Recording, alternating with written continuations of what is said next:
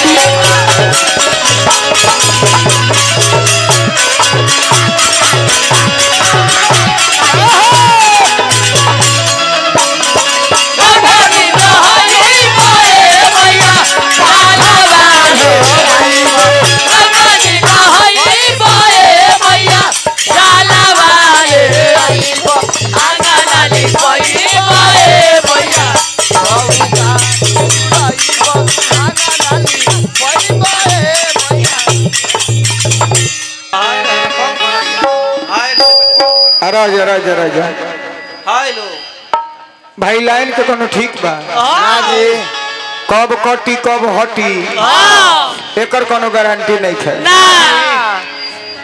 तने देखा भैया सिटी मत लेवे दो हां आए दो हमें कम करो भैया काहे कि माइक के सिटी हां आ रोड पर के गिट्टी कब ठीक ना लगे महाराज स्टेशन पर के बैठल पटीदार के ओइठो साफ ना बर्दाश्त होला तोर पटीदार भी उठते बरस बहुत ज्यादा का छुबेड़ का नहीं खदे तनी ध्यान दे बात पर तने बोलो हाय तने उठा दो कम हो जाता है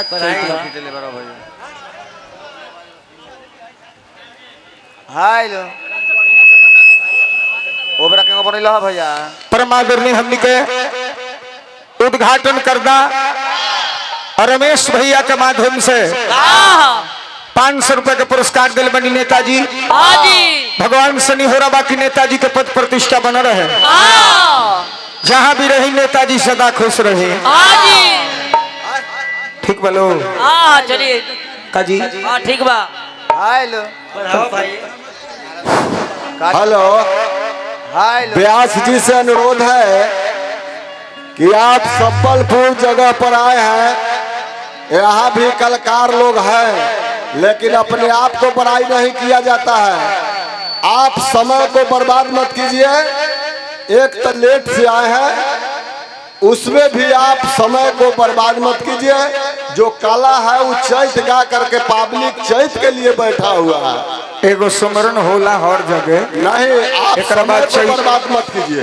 एक बाद चैत तक और चल जाई। हाँ बस इसे दोबारा बोलने के लिए मौका मत दीजिए। दोनों ब्याज से मैं आग्रह कर रहा हूँ कि दोबारा बोलने के लिए मैं समय मत दीजिए आप लोग। जी जी दोबारा समय रो रखे बोले के ना दिए टाइम से होला एगो समरण हो जाए दिए कर बाद गाना लय से होत रही।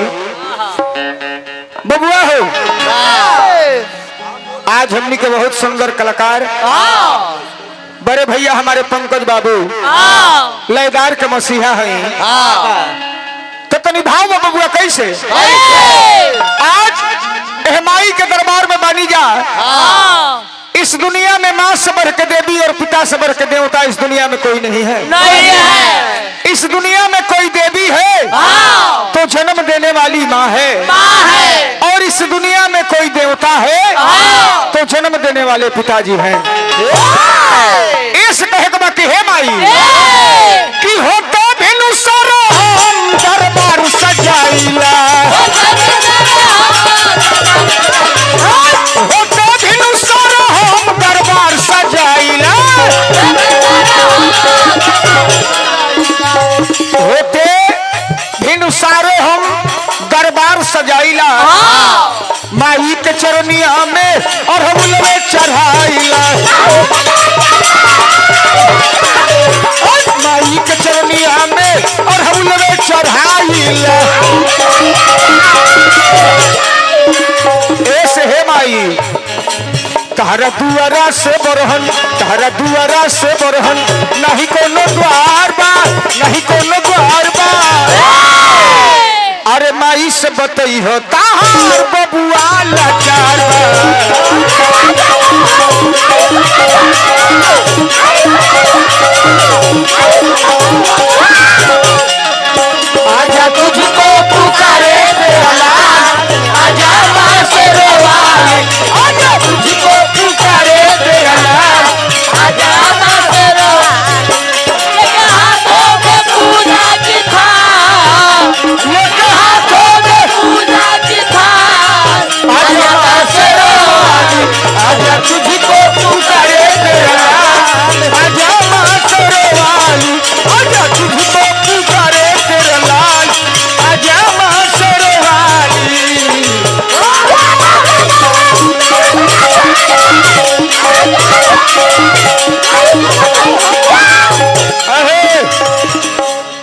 लास्ट भाव कवि के कहना का बा एगो कवि कह के चल गईले कि अपने बच्चे को हर सुख देती है माँ, अपने बच्चे की हर बलैया लेती है माँ। पूजना है तो उस भगवान को क्यों, इस माँ को पूजो क्योंकि भगवान को भी जन्म देती है माँ। पापा जी, अरे पापा जी तो तहर कहिए चापा पड़ गईले कौची से? उमेश का ठेला से। अरे कवि के कहना गई कि जौना लड़का के माई बाप जियत होखस उ कोनो देवी देवता के पूजा ना करे, अपना माता पिता के सेवा करे तो चारों धाम के प्राप्ति हुई।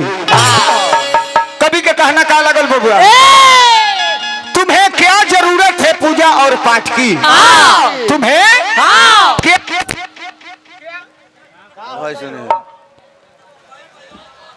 हेलो, तुम्हें क्या जरूरत है पूजा और पाठ की, आज जो बेटा प्रतिदिन सेवा करे अपने माँ और बाप की।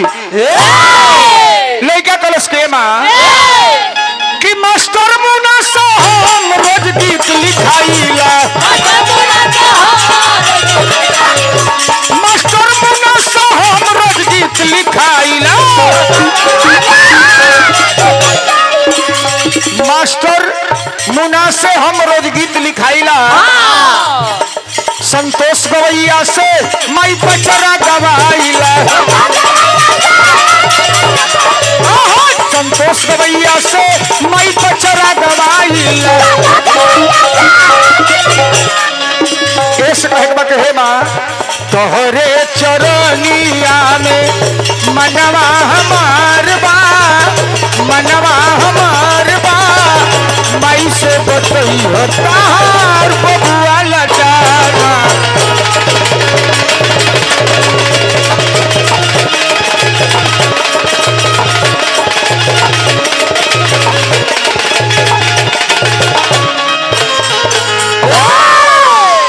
अब चैता को चलो बा